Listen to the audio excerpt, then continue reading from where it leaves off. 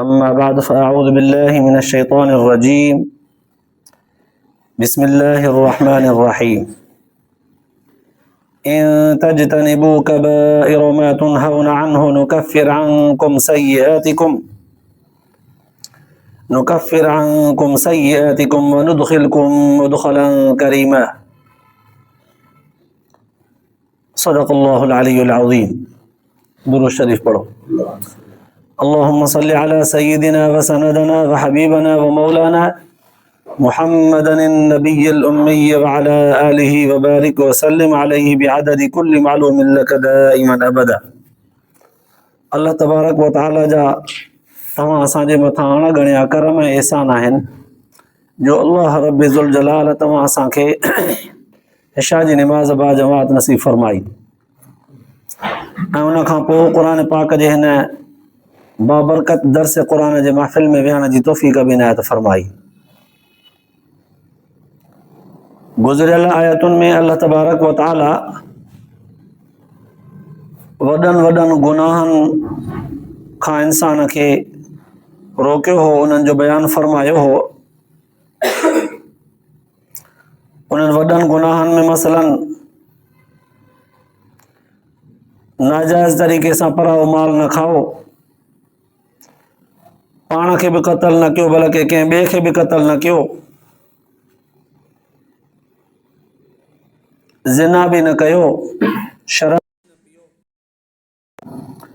असां जिन औरतुनि खे तव्हांजे मथां हराम कयो आहे निकाह उन्हनि सां न कयो,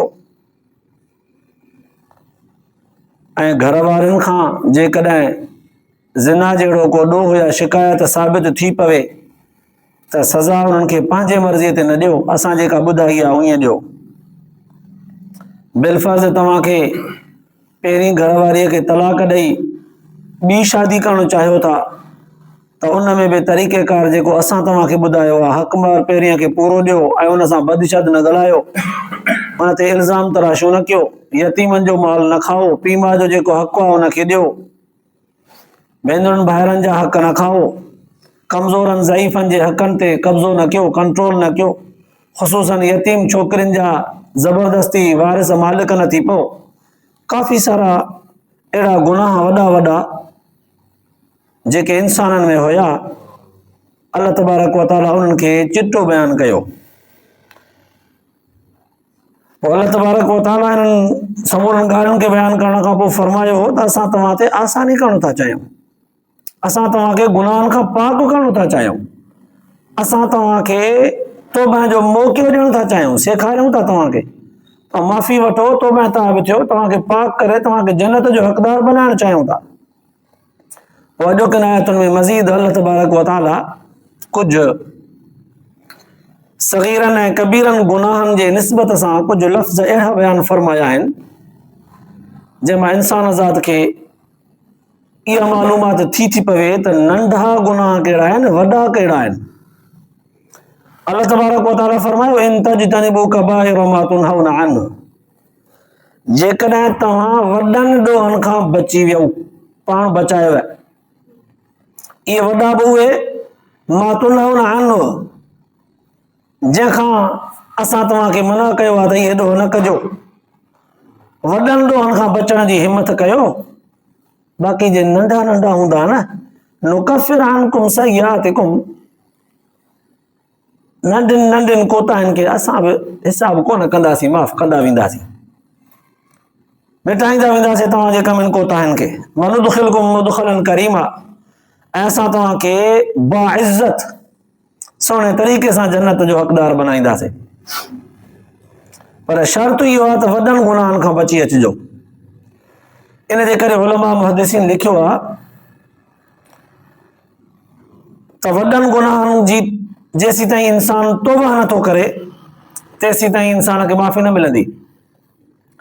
नंढा गुनाह जेके आहिनि उन्हनि नंढनि गुनाहनि जी तौबह बिलफर्ज़ देर कई अथई तौबह करण में त निमाज़ रोज़े सां ज़िक्र तिलावत इस्तिग़फ़ार सां ई अल्लाह तबारक व तआला उहे नंढा ॾोह माफ़ कंदो वेंदो आहे, नेकिन जे करे, निमाज़ रोज़े पाण जे करे। ऐं बाक़ी वॾा ॾोह उन्हनि खां माफ़ी वठणी पवंदी। अल्लाह तबारक व तआला खां उन वॾनि ॾोहनि जी माफ़ी वठणी पवंदी, पोइ वञी करे माफ़ी मिलंदी, ईअं कोन मिलंदी। नंढा नंढा ॾोह नेकिन करण सां ई अल्लाह तबारक व तआला मिटाए छॾींदो आहे। मसलन माण्हू वुज़ू थो करे नमाज़ जे लाइ, हथ धोईंदो त हथनि सां जेके ॾोह कई उहे माफ़ धोपी विया। गुरड़ी कंदो त वात ऐं ज़बान सां जेको ॻाल्हाई बदशद उहो माफ़। मुंहुं धोताई त अखियुनि वारा चहिरे वारा ॾोह माफ़।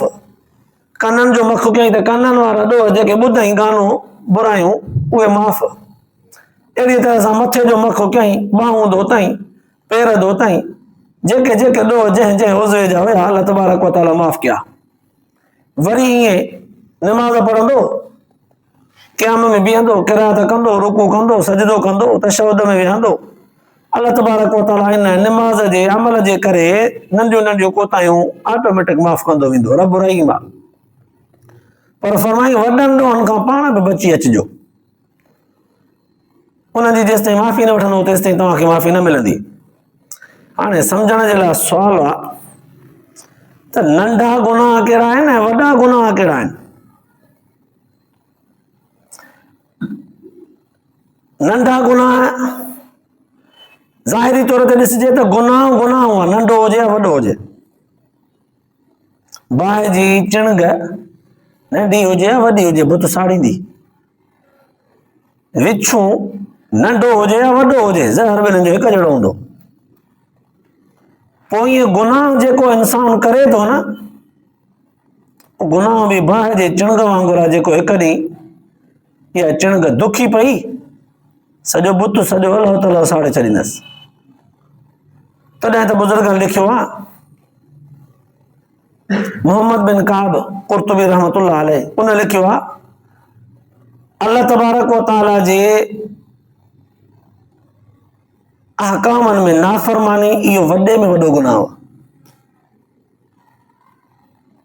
वॾे में वॾो गुनाह हो। ऐं अल्लाह तबारक व तआला जी इताअत वॾे में वॾी वरी हीअ आहे त गुनाह छॾे ॾे। नमाज़, रोज़ो, तिलावत, इस्तिग़फार इहे इबादतूं आहिनि, गुनाह करणु छॾे ॾे इहा वॾे में वॾी इबादत आहे, ॾोह न करे। फुज़ैल बिन इयाज़ रहमतुल्लाह अलैह फरमाईंदा,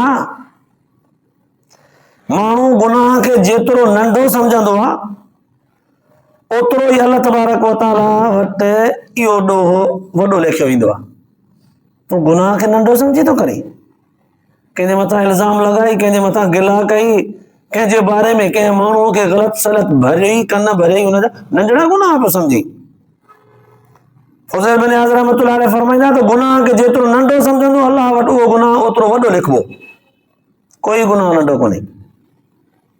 तॾहिं त सलफ़ सालिन खां बुज़ुर्गनि खां मनक़ूल आहे,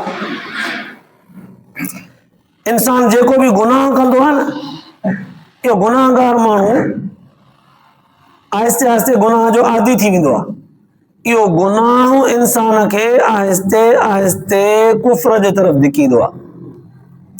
ॼाण त गुनाह कुफ्र जो कासिद आहे, काफ़रनि वारा बद अख़लाक़ीअ, बेईमानीअ, बुछड़ाइण वारा अमल हिकु ॾींहुं कराईंदुसि। नंढनि गुनाहनि जो जॾहिं आदी थी वियो, आख़िर वॾा गुनाह करण में देरि न कंदो।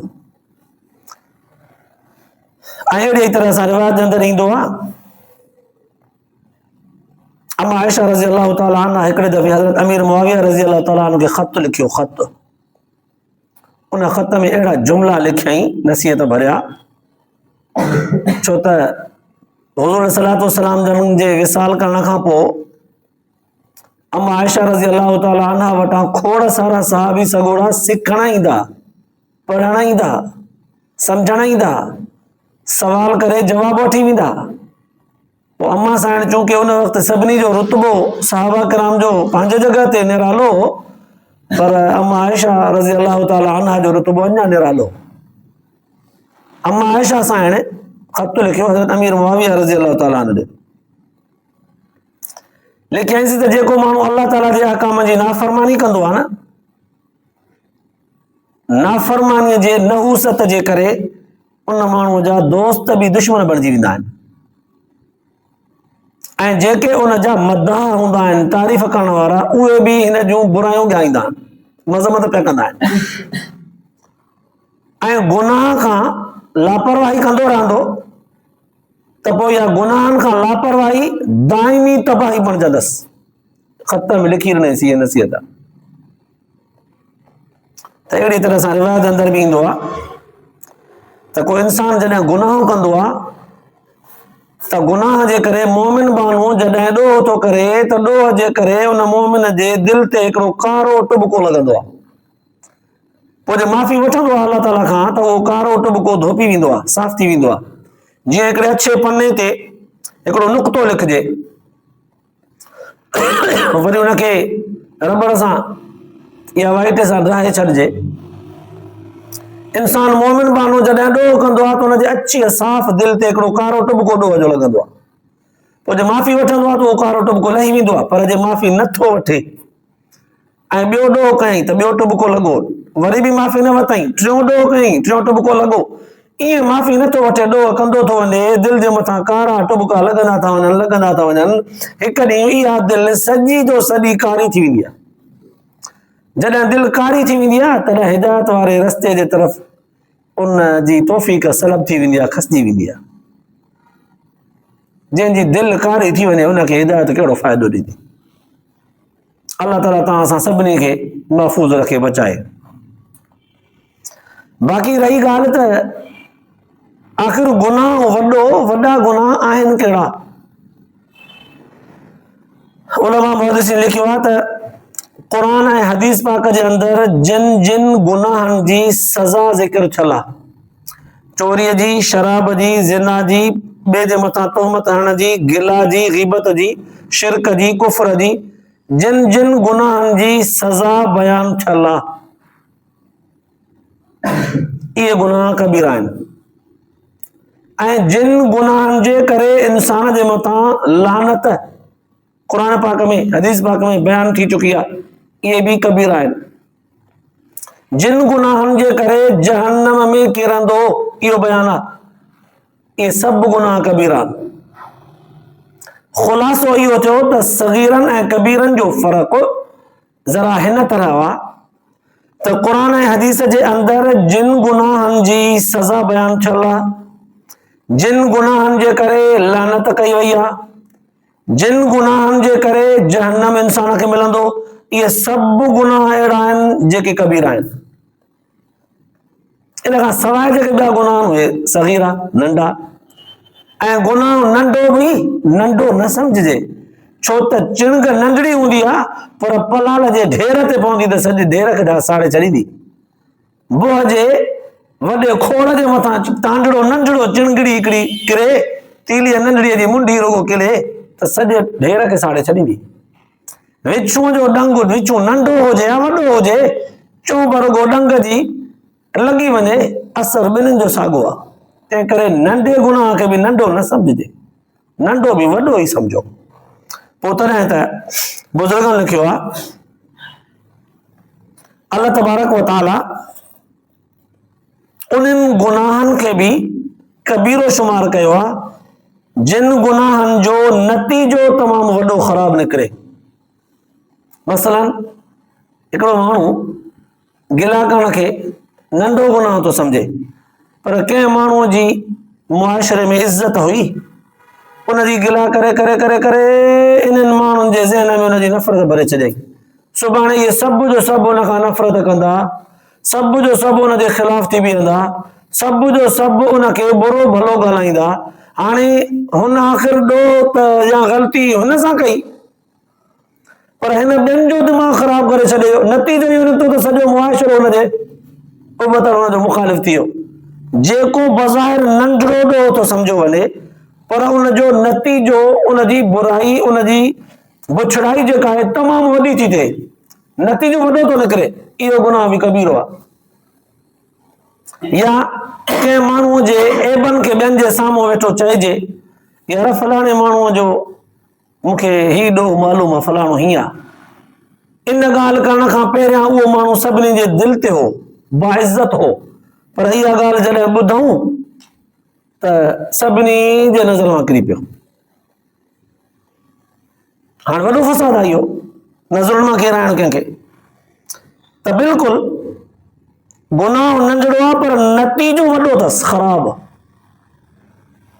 या वॾनि गुनाहनि जे बराबरि अथसि नतीजो, त बि इहो कबीरो आहे। बिल्कुलु अहिड़ी तरह सां नंढा नंढा गुनाह बि जेके ज़रूरत सां था कजनि, जंहिं ते दिलेर थी करे गुनाह थो करे, मसलन सब्जी था वठूं, भाॼी था वठूं, उते मालिक खां का शइ वठंदे वठंदे तोराईंदे तोराईंदे उतां उनजे रेड़े तां खजूर जो दाणो खणी खाधई, ॿेर खणी खाधई, ज़ैतून खणी खाधई, हू जेका शइ खपाए थो फोटा या भुॻड़ा खणी खपाए, उन खां तोराए वठे थो अलॻि, उन तोराए हक़ खां सवाइ वरी हितां कुझु खणेसि बि थो, खाए बि थो, जेको हू चई नथो सघे पर हुनखे नापसंद बि आहे, चई बि नथो सघे।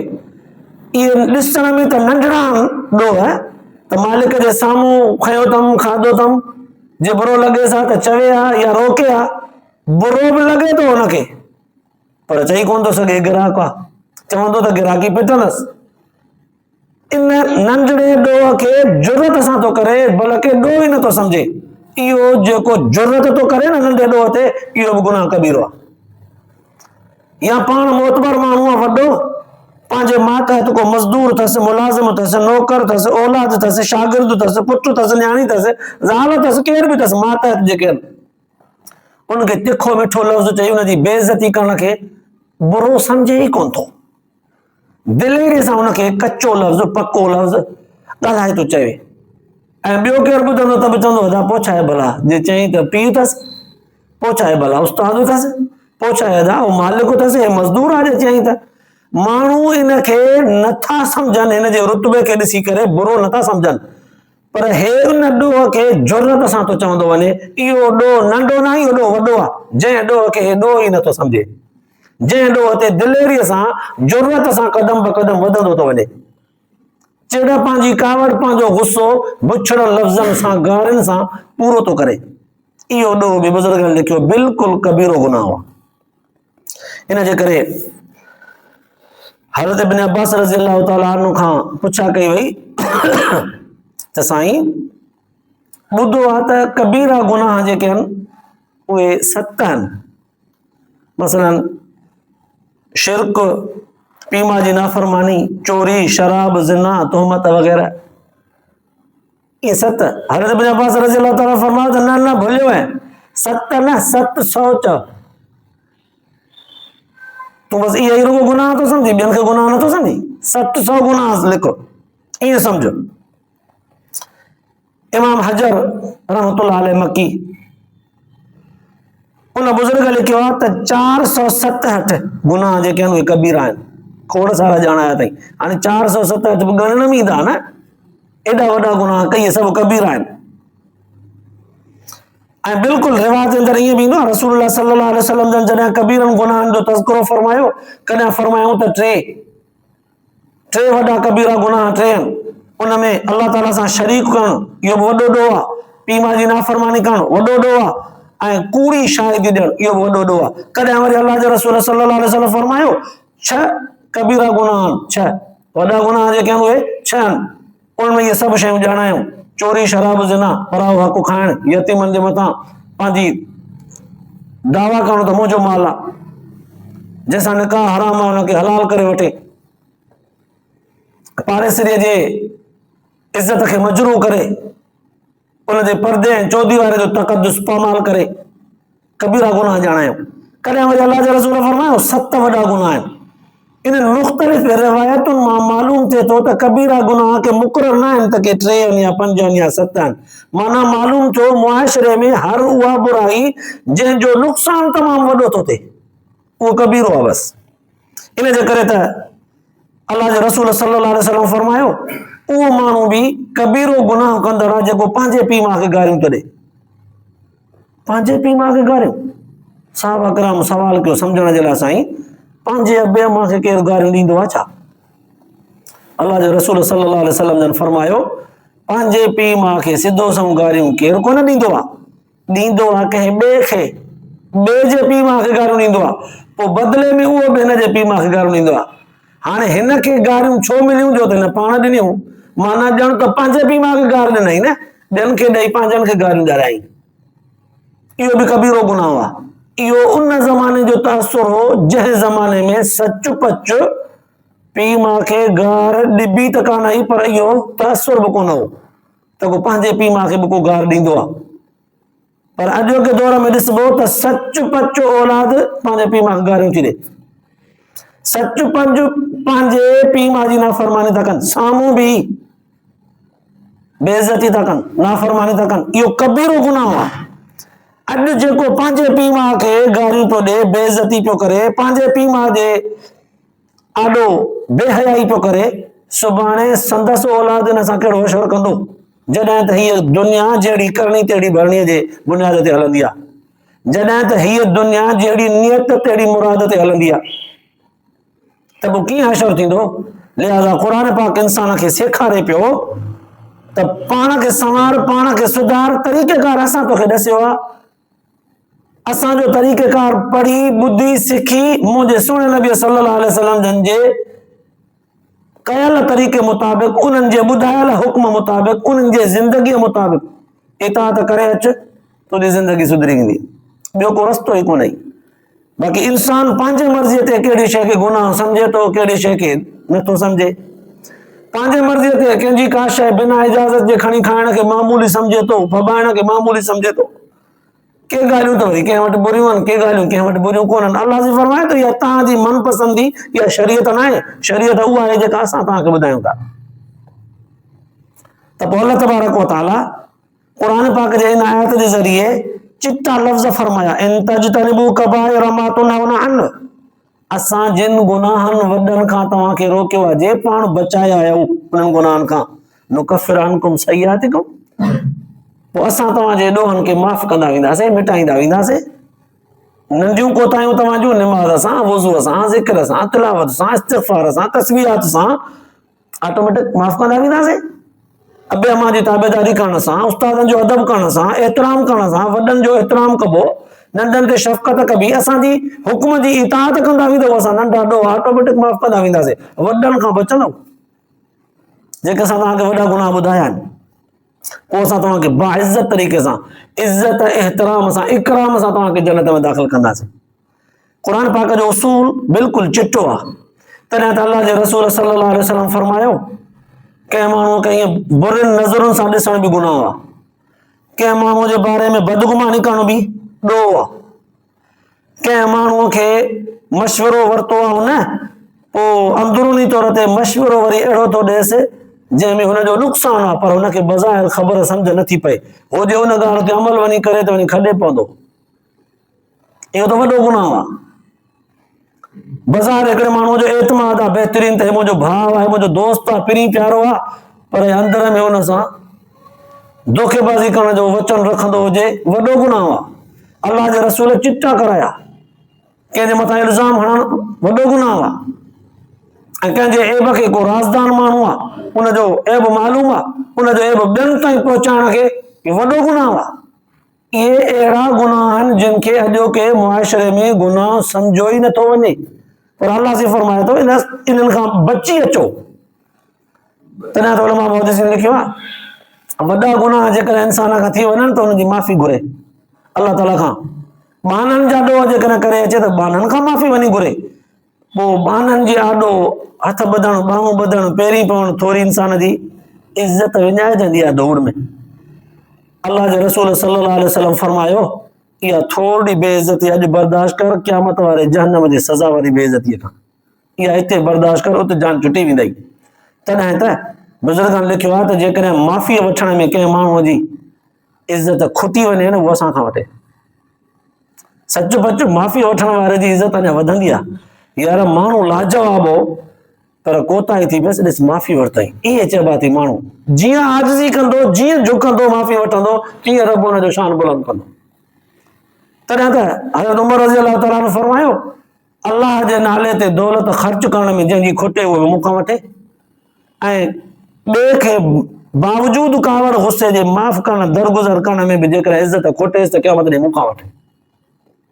अल्लाह ताला उनखे एॾो निरालो शानदार इज़त ऐं एतिराम सां माल दौलत वकार ॾेई छॾींदो आहे, जेको अलाह जे नाले ते ख़र्च कंदो आहे एॾो ॾींदो अथसि जो खुटण खां घणो, ऐं जेको ॿियनि सां दरगुज़र करे माफ़ कंदो वेंदो आहे, चल भला अलाह ॾींदो यार छॾ।